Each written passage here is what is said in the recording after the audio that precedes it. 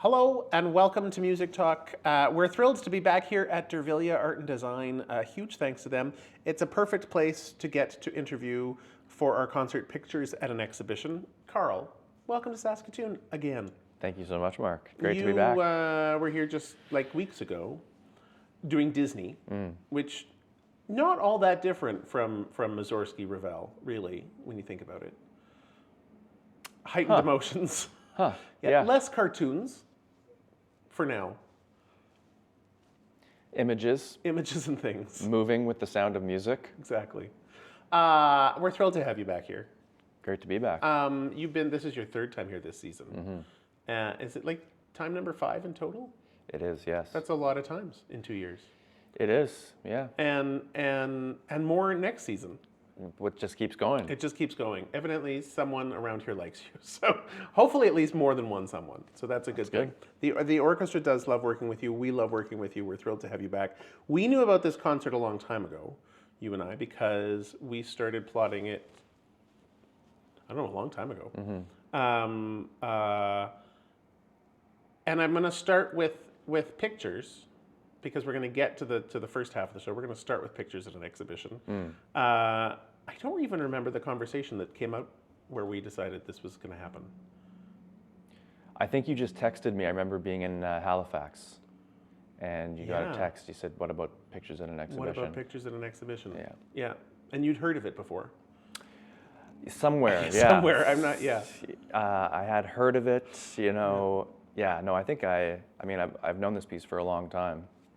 I think probably even going back to high school when I played a very easy version of some of the movements in my high school band Every class. high school band plays some arrangement of it. Yes. Yeah. Yes. I do remember really struggling with the ballet of the Unhatched Chicks, even in this very rudimentary version, and so there's a bit of lingering trauma with that particular movement, but... It's good. It's good. Lingering trauma with most orchestral music is a thing. So, it's part of the experience. As a pianist, did you ever play the original? I never learned it and performed it as part of my repertoire, but in preparation for this week, I did get a new copy of the score. It's an undertaking. It is, yeah. It's hard for sure. as heck. It's a huge piece. Yeah. Some of the movements are very, very challenging to play, and I think also mentally presenting it as one whole work is difficult, because for a piece running over 30 minutes, you don't get the same kind of categorization of individual movements. It's really one major thought. One thing. Do you have a favorite recording of this piece? The piano version. The piano original. I do, because one of my favorite piano records of all time is the Sviatoslav Richter Live in Sofia from 1958, and the big piece he performs at the end of his program is Pictures. Pictures. Yeah. Yeah. It is also one of my favorite recordings. Nice. I asked you that question, but really we've talked about this a lot. It's true. We have talked about this a lot. Everything we're discussing here, we've had these conversations before, but entirely particularly staged. the Richter. We have discussed that record, yes. Because it is one of the greatest live recordings of all time. It is, yes. My piano prof in my undergrad, Bruce Vogt, he is a huge Richter fan, and he got me onto that one early, and I remember him showing it to our studio class, and everyone kind of snickering a little bit about just how much people were coughing in the audience, and you hear the recording quality, but this performance is just so incredibly electric, and I was going to say mastery, but it's more so like he melds with the instrument in this way, where it's really an extension of him, and there's so much spontaneity and so much ease and natural relationship in which he plays the instrument with, that it's really phenomenal. Yeah, and for me, the other thing is I love the moments when he makes mistakes. Because then you know he's human. Yeah, well, that's the sign of a live performance, I think. We don't get enough of those albums anymore out of artists, which is a shame.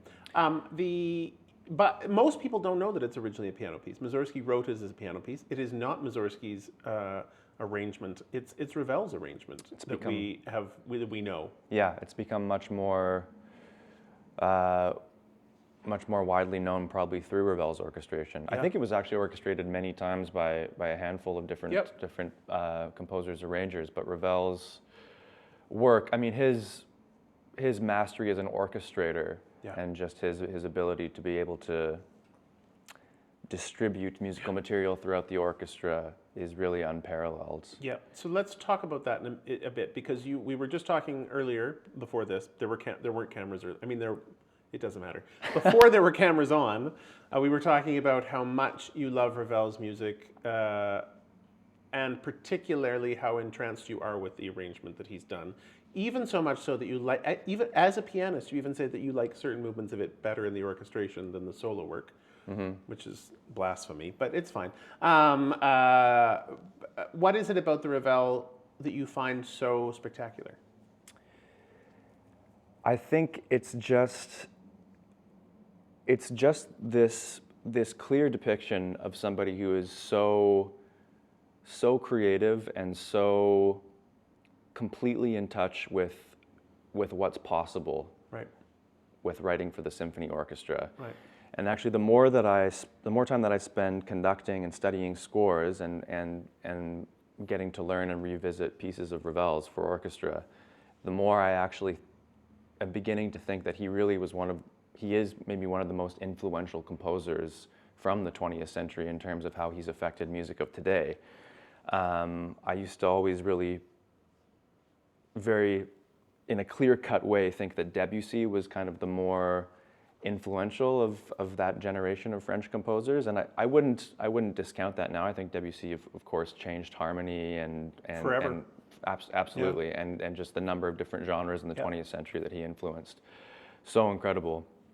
He was a little bit ahead of the curve with Ravel in that sense, being I think 12 or 13 years his senior. But I think that composers nowadays, both in contemporary classical and in popular music as well to some extent, are so interested in sound as a parameter of music that's kind of like the priority of exploration. Yep. It's not as much always about harmony and melody, where it might have, that maybe before was considered more of a defining factor, but I think composers are really, really interested in combinations and qualities of sound. Yep. And I think Ravel in the early 20th century was already thinking this way so clearly. I mean, Yep. Stravinsky probably as well, but there's just something about Ravel's conception of what is possible with the orchestra, combining all of these different groups of instruments and making different instruments play with extended techniques and using the full spectrum of potential. To me, it's extremely relevant in what the goals of many composers today are. Yeah, and I mean, he paints with sound. Even at the piano, he paints with sound in a different way. The sonority of the instrument, the pedal, he's using Totally. the sound in a different way than everyone else. And before him. the layers of sound even Yeah. in his solo piano works, absolutely. Yeah, It's one of- and you hear that painting of sound particularly in pictures at an exhibition, maybe because it's not his piece. Did he orchestrate other things for other composers? He orchestrated a lot of his own works. I know Yeah. a lot of his own piano works. There probably are some other things that he Yeah, I can't that think he of any did, off the top- but nothing to the stature of pictures at an exhibition No. that's like a worldwide hit. And he, and I mean, it really is. I mean, it's one of the war horses of the repertoire. Everybody knows it. It's actually probably one of the most commonly performed works of the 20th century. The Mussorgsky was, I think, 1874, the piano original, but this was 1922. So, just over 100 years ago and about 50 years after the original. And as far as the big staple orchestral works of the 20th century, it must be one of the most commonly must be. performed. Yeah, and you do hear, you hear his use of color. He has a different color palette than Mussorgsky's original because he does. He's not playing on the same instrument. Totally. It's Mussorgsky wrote it in his own piano style, and it is almost, I mean, there are parts of it that I think that Ravel sort of achieves his own piano style in the painting of colors. That layering, that sense of sound, the resonance, I always think it's fascinating when you get these drops of color in pictures at an exhibition. that Ravel has kind of, he's purposely pulling your ear to something that maybe you didn't hear in the piano solo. Absolutely, absolutely. Yeah. He has a few liberties that he takes where he like changes the Mussorgsky. He even deletes actually one of the promenades, which I always thought was interesting. And there are a few notes kind of taken away or added here and there. But Mussorgsky was dead. He could get away with it. yeah, well, actually, in the Catacombs movement, Yes. there's the. When I was studying it, I was thinking of how Ravel would have thought. How Ravel would have been thinking in terms of this movement of the Catacombs and then the promenade that follows it, where in the side of the manuscript and not included in the original piano score, Mussorgsky gave this Latin title to it, Con mortuis in lingua mortua, which is with the dead in a dead language, because he gave kind of like a Latinized name to Catacombs. Yep. And I wonder how Ravel would have thought of that, like now dealing with this composer who has passed away. And Mussorgsky died at 42. He was really very young. tragically very young. Yeah. And yeah, thinking about even in Ravel's time, I think one of the really special things about all art, but classical music specifically, where we revisit these works of composers, whether they're alive or no longer alive, every time that we revisit them, the work somehow, I think, becomes applicable to the present based off of the fact that it is an art form that requires constant revisitation. Yep. And so how would Ravel have thought 50 years after the original was written, revisiting it, and actually, in many ways, having a totally, maybe even closer relationship to many of the things that that Pictures deals with? Because I don't think Mussorgsky ever left Russia. And a number of the paintings or the pictures, the movements, are like a marketplace in Limoges in France, and the Tuileries, like the bratty children playing in this famous park in Paris. So it's, kind of the constant reinterpretation of these ideas. Yep. I think that's one of the beautiful and unique things to our art form. Well, so let's talk about that. So because Mussorgsky did indeed write it after going to an exhibition of paintings. Hartmann, correct? Victor Hartmann, Hartmann, friend of his. And so what I do find fascinating about it is each one is actually a literal representation of a painting. Yes. Of a work of art that exists. A painting, some of them I think it was, Hartmann had just passed away. He was a friend of Mussorgsky, a friend of Mussorgsky's, and so they had an exhibit of over 400 of his works. I think some of them were actual paintings. Some of them, I think, he was also an architect, Victor Hartmann, and some of them I think were drafts for buildings and structures, and I think he also designed costumes for ballet and theater and opera. So I think it was a huge representation of a lot of his works in different mediums, and that is one of also the, I think, most endearing and innovative elements of the piece is the format of the piece. It's such a unique idea that you're the character as the performer, the listener, or there's this imaginary character who's stepped into an art show, an art gallery, and they're going to have these brief visits with these different paintings, and they're going to behold the work of art, and then they're going to create in their mind's eye this entire little cosmos. And I just think that it's a beautiful testament to the subjectivity of art, because us as the viewer or the listener, we have that very active role in using our own imaginations and our own personal experience to create that little world and connect to it in our own way.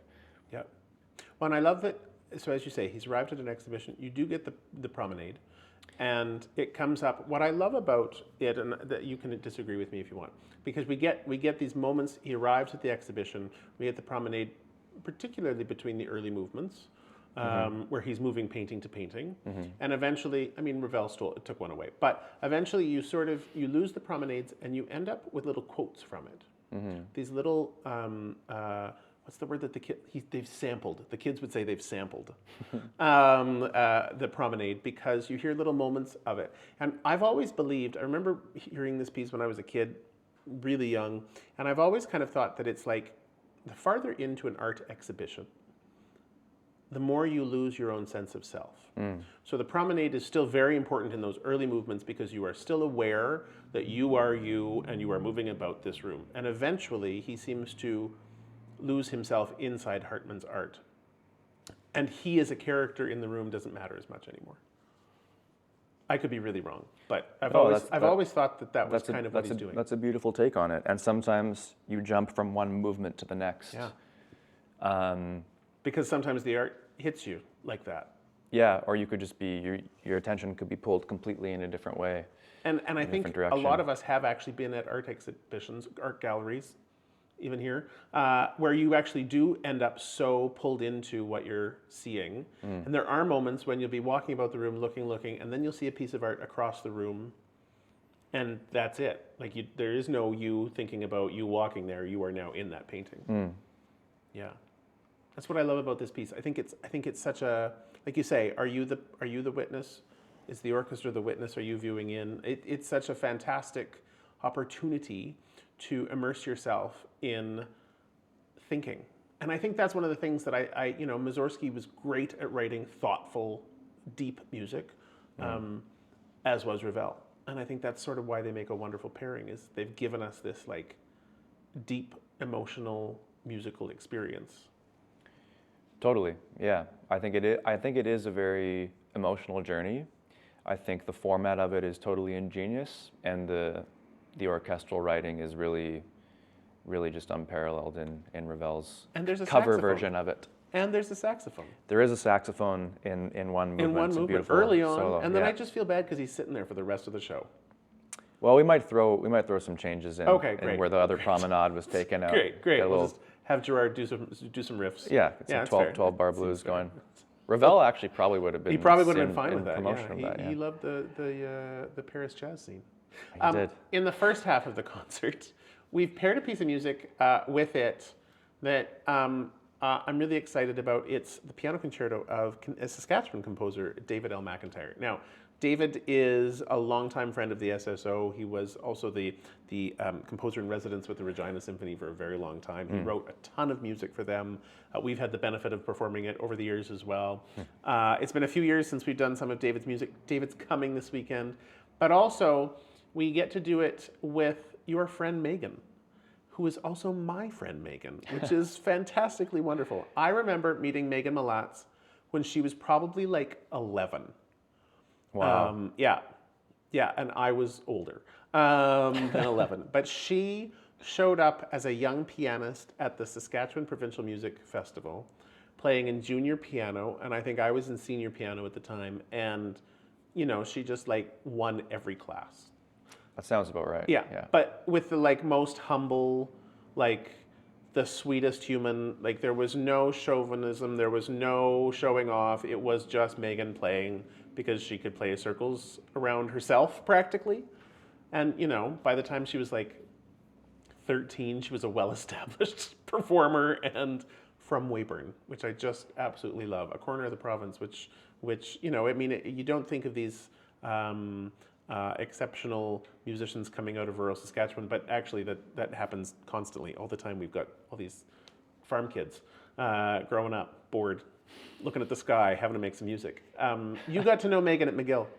I did. Were you were studying at the same time there? We were, yeah. I went there to do my master's, and she was probably about halfway through her bachelor's degree, and we were in the same studio with the same teacher, Ilya Poletayev. And yeah, I spent 3 years at McGill, and so we were in the same studio for the duration of that time. And Megan was definitely, that studio was star-studded. Like there were so many of my peers, colleagues from from that studio have gone on to do really, really exciting things and are like going throughout the entire musical world doing really cool things. Yeah. But Megan was very much, at the top of the class Yeah. and someone who I was inspired by constantly. Probably also a little bit intimidated by, because she's an incredible player, and I would hear her play, regularly, and just be like, damn. Yeah. Yeah, she was like that even as a kid. She just had this facility of technique that was just there at her command, but she also had this easiness at the instrument. There was, you can find, there are some brilliant virtuosos who you can tell it's a lot of work. Megan doesn't make it look like a lot of work. She has that a sense of ease at the instrument, like it's hers to play with. Totally.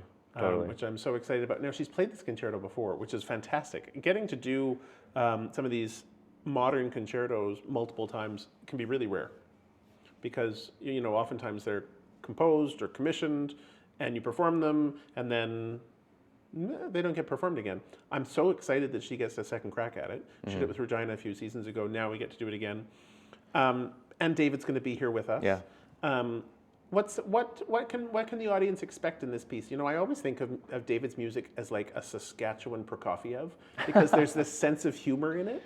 Yeah. That you get in that Prokofiev, like those moments. And I sort of get he's like, if Prokofiev had also lived in Regina, it's got that sound. I could see it. Yeah. Yeah. He spent a lot of time in the States, I think, and abroad in Europe, but I don't know if he ever made it to Saskatchewan before going back to No, Prokofiev didn't Russia. make it here. No. But yes, there definitely is I feel there is some influence from that era of composers in David's music, both in kind of the mechanics of the music, in sort of the way the orchestration and especially melodically and in terms of the character, but also in the sort of the intention and the way of communicating, I think, to the audience. I think it has that convergence of lush and romantic harmonic language, but also very, very modern in terms of the execution and in terms of the kind of dazzling virtuosic nature, both for the soloist and for the orchestra. So I would say that people can expect a concerto that is very exciting. Yeah. It's full of fireworks and really scintillating musical material, and one that is also beautiful. The slow movement is really, really, I think, just it's a beautiful heart of the piece. And again, I sometimes hear parallels with Rachmaninoff, and maybe even there's some Ravel in there as well. But he really has also a very unique voice of his own that I think, maybe that is the Saskatchewan background, and it's just there's something about his music that I feel is very representative of like the Canadian sound, 20th century, 21st century. Yeah. Yeah, I'm so thrilled that we get to do this piece. It's been a couple years since we've done any of David's work. It resonates with the audience in a wonderful way, and to have Megan doing it is just incredible. It's pretty special. It's really cool. Yeah, it's a very cool experience, and he's known her since she was a kid too. So it's like we're reuniting two old friends again at the instrument. So I'm excited for that. Before we wrap this up, you were here a couple of times next season in a fall residency. So they say. So they say. This is the fall. You are here this October in a concert that I'm just so thrilled with, because it took a long time to get together. Concerts always take time to piece together the puzzle works, but you're here to work with Dame Evelyn Glennie. It's true. Yes. You've worked with Dame Evelyn before. I have a couple times. She is when it comes to musicians, not just classical musicians, but all musicians, she really is one of the most fascinating of ever. She's almost singular to the instrument, percussion. There aren't a lot of other touring percussion soloists. I can't name any off the top of my head. You get percussion concertos, but often written for, members of the orchestra or that sort of thing. I can't imagine there's a lot written for anyone other than her. She has so many that have been commissioned for her. And she is someone who's always blended genres, where it wasn't classical alone that made the change to her art form, and she's profoundly deaf. Any one of those things makes her a spectacular artist to put on stage. All three of them make her remarkably special. Yeah, there's no doubt that Evelyn is one of the most captivating artists that I've ever seen, actually. And I mean, all the things that you just listed absolutely, contribute to her kind of her profile as an artist and as a musician. But I will say that there is just something even outside of the musicianship and musicality and her extreme technical capability. She has some kind of magical quality when she is performing that makes the entire room so silent. And she somehow, I don't even actually know how to describe it, but she pulls the listener and the viewer in a way that is so special and rare. And I think that's the most compelling thing about her. Yeah. And I've always been blown away in the performances, especially that she just goes into this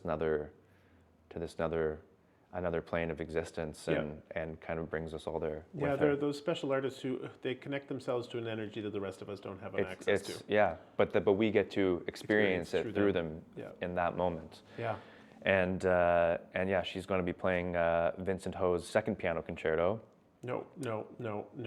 Percussion concerto. But good try. If she learned the piano just for us, that would be lovely. I was doing so well. You were doing until so that well. point. Yeah, I like that though. All right, let's start again. No, I'm kidding.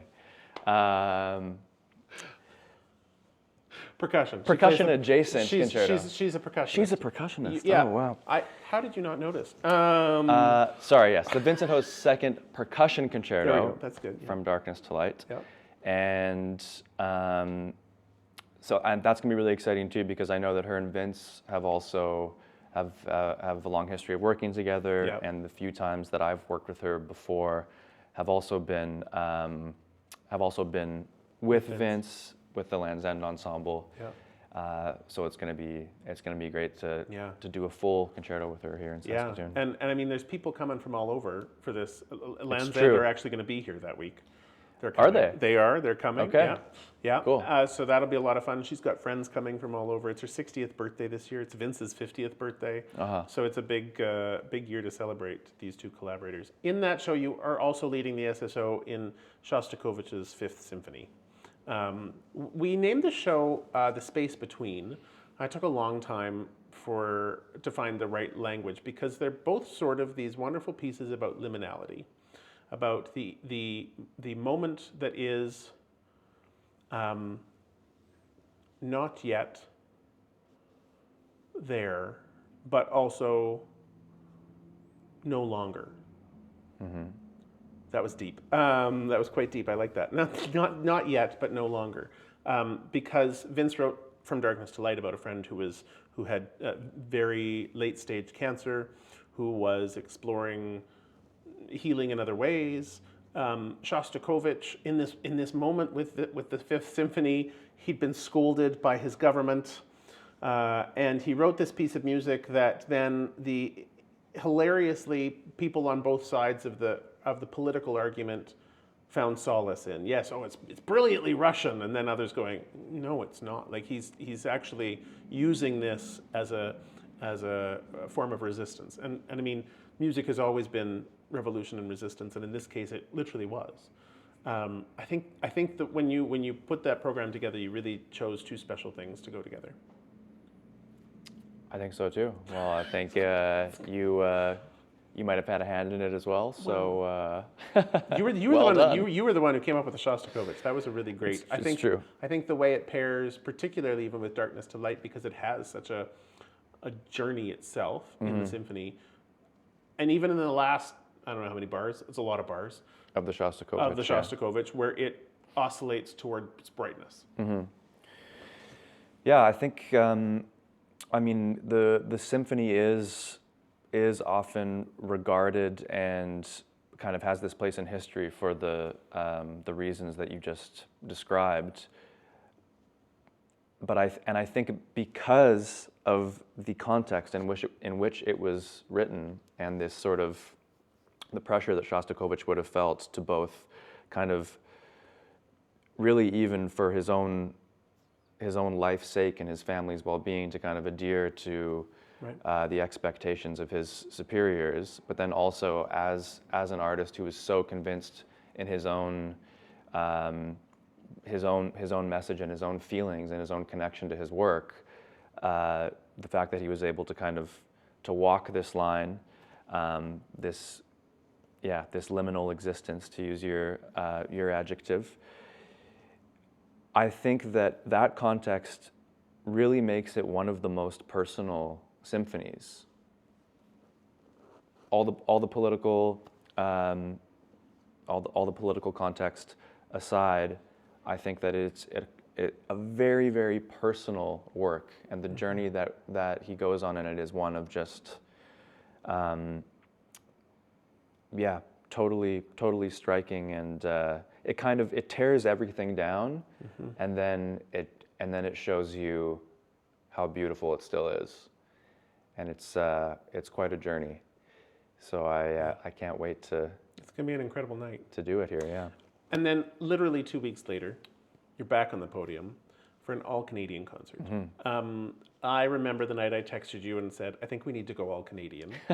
Intriguingly, the Shostakovich actually helped inform that decision on my end, because we're living in a time again where politics is playing a massive role in how artists are responding to the world. In many ways, when I announced the concert as part of our season announcement a few weeks ago on stage, I said, we called it True North, but maybe we should have called it Elbows Up. Because right now we have this incredible patriotic love for our country, as we should, probably always should more frequently, because we live in a great country. But we've been forced into a situation where we're reflecting on it in different ways. And I think you put together a great program that really reflects Canada. You have a diversity of musical styles, but also a diversity of composers, and they represent kind of the past as well as the future. I love it. Well done, you. Well, thank you. Again, I won't take all the credit for it. I didn't really do anything. I picked the concerto, and that was it. And it wasn't. We picked the concerto years ago. Bede Hanley's coming home to do this fantastic concerto, Gary Kulesza, that we commissioned. It's been tricky. Bede lives. He's the principal oboist with the Auckland Symphony Orchestra. It's not easy to get someone home from Auckland. And so he and I have been working on dates for years. Flight? It's no direct from Saskatoon. We gotta work on that. We gotta see. We've been working to find the right date, and it fits barely, so he can be here, have enough time to get over his jet lag, and go home. And we co-commissioned this concerto with Gary Kulesza many years ago, so we're thrilled to have it. That was and the rest was all your brain ideas. Was it? Okay, I'll take credit for it, I guess. I think so. But it's going to be a fantastic program, and I think it is just that. There are pieces that Gary's been really a substantial composer in Canada for some time now. He's had a great career and is still putting out fantastic works.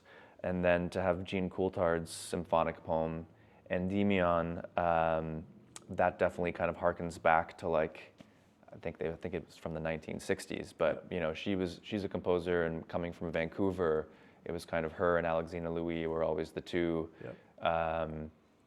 really kind of prized composers of that region. and then yeah, to have pieces by Sami Musa and by Zasha De Castri, who are definitely, have established themselves and are really kind of part of this new generation of Canadian composers who really are I do think that Canadian music now really is, I mean, we are such a young country, and our history of art and our history of composers has not been around for very long. So like we really are in the time now of defining what the style of Canadian classical music is. And not just here in Canada, internationally as well. Totally. Yeah, because Josha, Sami, their stuff is being played by the biggest orchestras in the world.